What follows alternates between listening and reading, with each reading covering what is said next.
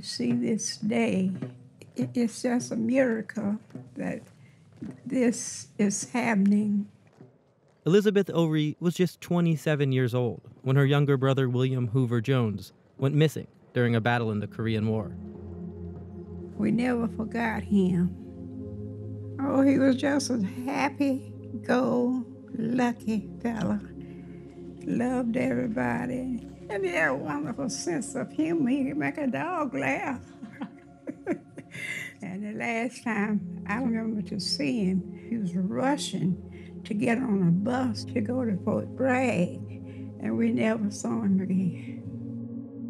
For our comrade in arms, Private First Class William Hoover Jones, this nation bestows military honors. Jones was one of thousands of Americans listed as missing in action at the end of the war.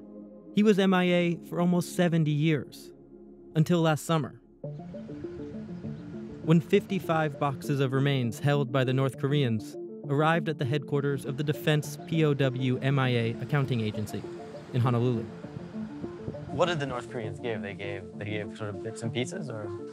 It depends on the village. So they gave us, when they gave us the 55 boxes, they gave us location of recovery.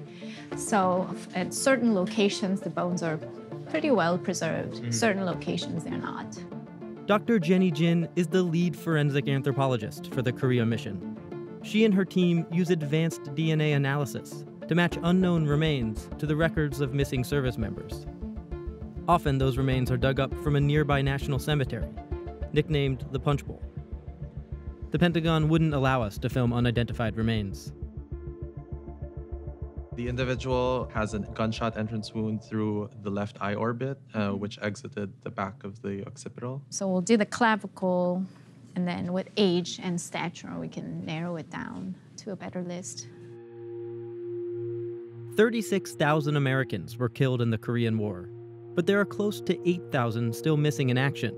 And only so many of those cases can be solved by digging up bodies from the Punch Bowl. Are most of the remains that are unidentified or missing at this point, are they because they haven't been recovered, or are they because we just haven't identified remains that you have? The number of the remains we have in the laboratory is significantly less than the number of missing, so most of them are not recovered.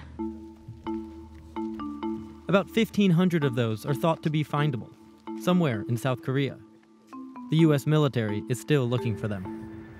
The patrol came in like this, but then they were attacked from 3 sides by North Koreans. They couldn't go back out the same way they came in. They had to cross over that way. Alec Christensen is one of DPAA's forensic anthropologists. A couple times a year, he leads a team of investigators into former battlefields, searching for evidence of missing soldiers. There's still 10 men unaccounted for. 3 were probably taken prisoner. 1 was probably lost back when they first crossed the river, and 2 are probably buried as unknowns. There should be 4 bodies somewhere. Today, his team includes a linguist, a handful of military investigators, and 2 bomb techs who scour possible sites with metal detectors. They're on the trail of a patrol unit of 16 Americans, which set out across the Nakdong River in the summer of 1950, into what was then North Korean territory. They probably came up from this way, right? All they have to go on are 70-year-old maps and after-action reports, and gut instinct. Continued towards, arrived on Hill 207 at 3:15. Outposts were put out for security.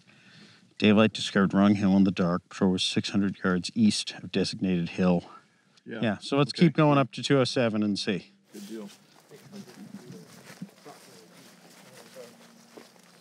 Oh, yeah. I can see them coming up that ridge line, and they get up to this, and they're like, this is our hill. Does this feel like the sort of place you'd stop a patrol? Look at the visibility from here. Not right here. You can see everything. Let's just start with the metal detectors up here. What are the guys scanning for with the metal detector? What are they actually hoping to find? We find shell casings, we find bolts, we find shrapnel. Everywhere in Korea, you're gonna find that stuff. What we would like to find, ideally, is some evidence that somebody stopped here. So, sea ration cans, some life support material. If you're actually finding where a body was left, you might find hardware from the man's uniform. You got shrapnel. See, there's more. Ben Franzen is an Army veteran and one of the lead investigators with the mission. So you got a bullet. So you think this would have been a bullet from... It's war-related. Yeah, definitely war-related. This is a hit, right? I mean, this seems like a sign of progress, right? To be honest, this is very typically what we would find anywhere we look.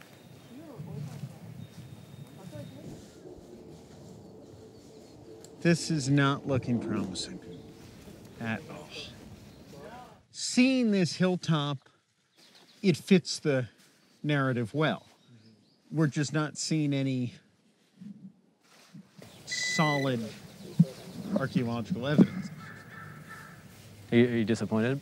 I wasn't sure what we were going to find up here. Sometimes you're lucky and you find more than you had hoped to find, and more often than not, you don't. So, it is what it is. If these guys were easy to find, we would have found them all. Often when American remains are found, it's thanks to the Korean military, which is constantly searching for its own. South Korea is still missing almost 130,000 soldiers from the war. And when they identify a possible site, they just start digging. During a morning off, Alec went to check out a Korean dig site. You want to show me what you're seeing here? Once remains and artifacts are exposed, they're excavating them very carefully and then mapping everything in. Do you know what bones you're looking at? Can you tell? Those are the legs to the left. It looks like the skull embedded in the dirt up in the upper right corner there. And then arms. Over there, you see? Yeah. Probably the guy was curled up. 이 지역에서 전투 자체가 유엔군들, 미군들 참전이 많았던 지역이기 때문에 How many remains do you think there are just in this area? 182구 정도 지금 저희가 When you do these digs, do you ever find American remains too? 물론 있고 현재 여기서는 확인이 불가능합니다. 적군이구나라는 그리고 미군이구나라는 것을 추정할 수가 있습니다. 반지에 I love Korea 군번줄에 우리나라 잘 다녀오라는 영어로 되어 있는 것들이 있기 때문에 유엔군으로. Is there a certain urgency to the mission here in South Korea? Yes, there certainly is, because the pace of development in this country is fast. There is a lot of construction going on. You'll see valleys that they've put new highways through. And once something like that happens, if there were any remains in that location, Right. we're not going to find them. Right. They're gone. So they're gone forever. They're gone forever. Also, a lot of our work here is based on canvassing in the villages, looking for elders who remember the war. And every year, there are fewer and fewer of those. 그때는 전부 하나의 배기 소리인데 뭐. 조명탄 이런 걸 갖다가 막 급하면 또뭐이라요. Down in the valley below Hill 207, Alec and his team are hoping to find anyone who remembers what route the missing men took during their escape. 다른 분들이 아시는 거 있어요? 첫 번에 희생되기는 덜 됐는데 이 소지에서 못 오가지고 신체로 깡깡하다 묻은 기랑 묻는 거 안. 지금은 알 수 있지만은 제 방이 묻었거든 옛날에요. 오늘 요 어생 들어온 같이 한판 몰려서 포대면서 가고 쫓겨오다 이리 건너오다 본 게네 그때 제법 그런 상태라. How old were you when all of this was going on? 11살. And you can remember all these details about what happened then? 뭐 다 잊을 수가 없잖아요. The team spent the afternoon digging in the new area pointed out by village elders. You getting anything down there? Mostly trash.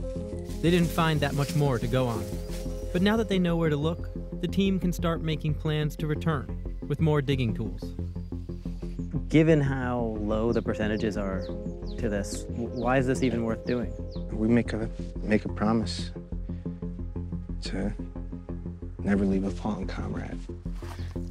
The way that this war was fought and the way that it went was just impossible to recover everybody during the time, or they would have just been wiped out. But they all deserve to be home.